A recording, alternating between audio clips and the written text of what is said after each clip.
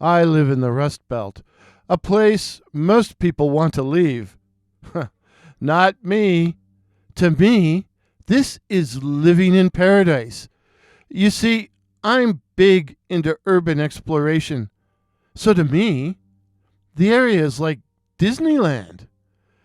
My hometown and the surrounding area is dotted with abandoned factories, schools, hospitals, jails, tunnels, and mansions. Mansions. Once upon a time, there was a lot of money here. Once upon a time.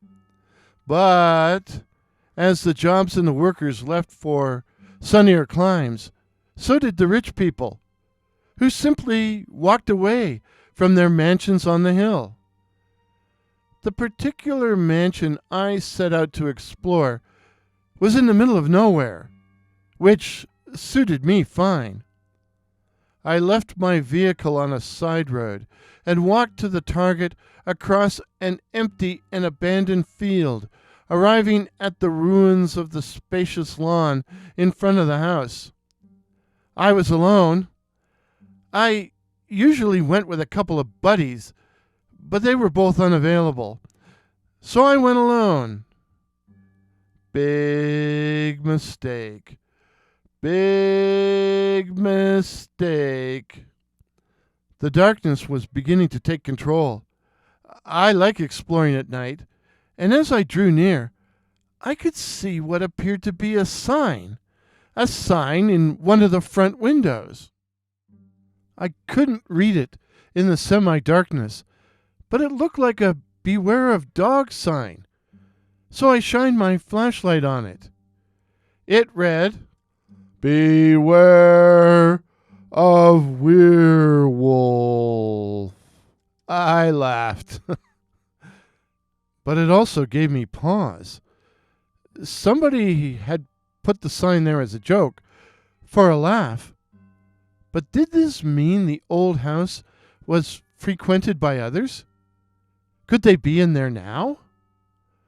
This could be a dangerous part of the country, and I had broken one of my own rules and was just by myself. Still, I wasn't going home. I tried the front door, and as I suspected, it was unlocked. So I stepped in, and the smell hit me, and hit me hard. It was so totally atrocious, I actually stepped back outside and had to fight off the urge to vomit. I probably would have given it up right then, if it hadn't been for the blood. I'd left the door open as I staggered outside, so I could still see inside, and what I saw was a dark trail which ran down the center of the wooden floorboards. I turned on my flashlight to get a better look. The stains had a brownish cast like dried blood. I realized that I should turn around and get out of there, fast. Something strange and probably nasty had happened here. It might even be a crime scene. And so naturally I went back in, but moving with all possible caution. I left the door wide open to dissipate the sickening smell, the worst I had ever smelt. And I was pretty sure I knew what it was. The smell of death. The smell of death. I followed the dark trail down the hall to a large, silent room. And then I vomited. The floor was covered with bodies. Wait, let me rephrase that. The floor was covered with corpses, bloody corpses. I think there was 4 of them. I think. It was impossible to tell.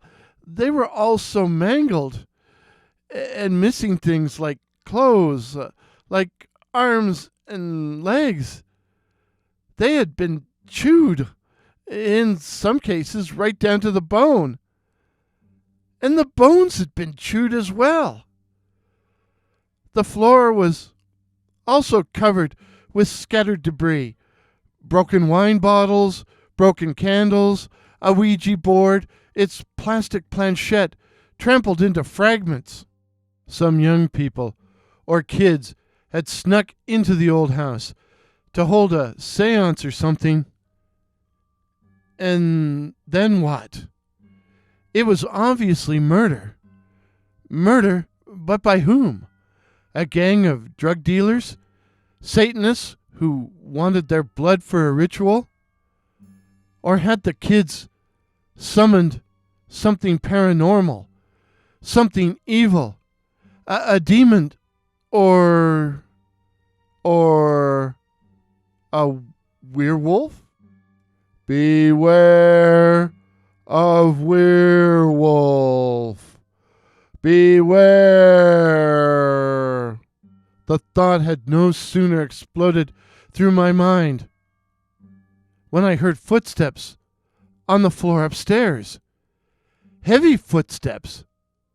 I did not linger, but got out of there as quickly and as silently as I could, shutting the door behind me. But heaven knows, I'd made enough noise. The person or thing, werewolf, whatever, knew I was there. Once outside, I ran as fast as I could, cursing that I had parked so far away, and cursing the fact I was so out of shape. It had been a good 20-minute walk, and in my condition, it would probably take almost as long to run. I heard the door of the old mansion open behind me. I had quietly shut it. And then, over the noise of my rasping breath, I could hear the stealthy step of padded feet. I just kept moving, with this hellhound or whatever on my trail. What else could I do? I was unarmed. So I kept going, waiting for it to spring. But after a few minutes of this silent chase, I realized that whatever it was playing with me. Playing with me. I was in sight of my truck when... I whirled as it stood up. Stood tall in the moonlight. There was a full moon. I hadn't realized that. The thing, the werewolf or dog man, was massive, broad, and at least 7, if not 8 feet tall.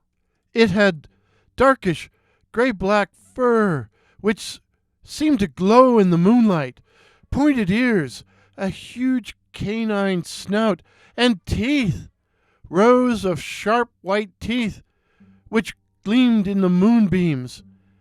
It crouched low, ready to spring, and I reacted instinctively. I had no gun or weapon, but I had a flashlight, and I flicked it on.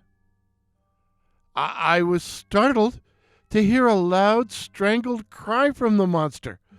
No doubt the intensely white LED light hurt its animal eyes.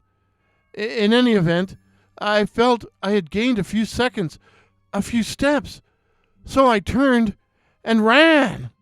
I leapt the ditch at the edge of the field, gaining the road and grabbing the door handle of my truck, expecting any instant to be ripped by fang and claw.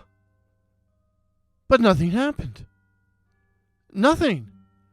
I got inside the truck and locked all the doors before turning to look at the creature, which stood at the edge of the field, glaring at me, its red eyes smoldering with hatred. And then it turned around and loped back to the derelict mansion. I didn't hang around. I didn't know why it had stopped, but I didn't care. I just went.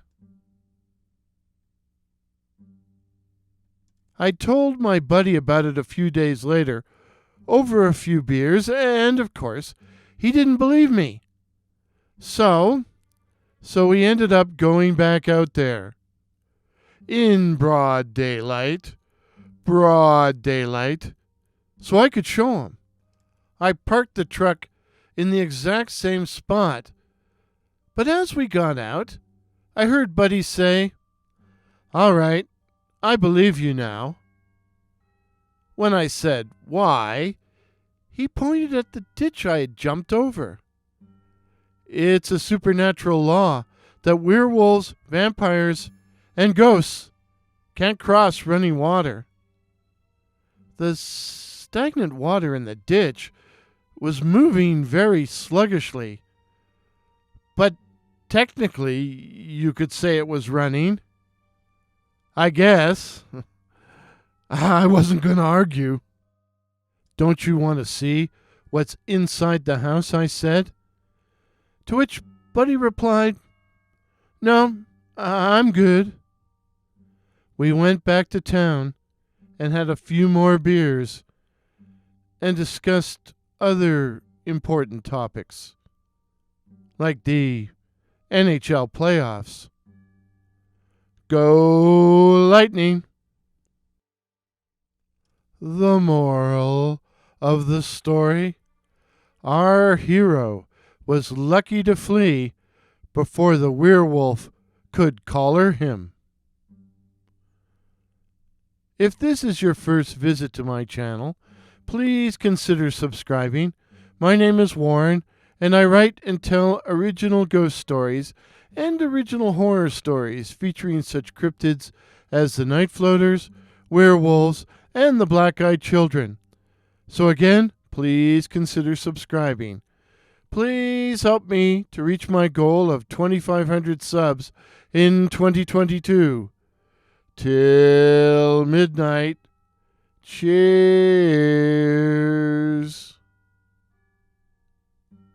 Pictures used today, courtesy of Pixhere, that's PX here, while the music was the classic Ghost Processional by that patron of the internet, Kevin MacLeod.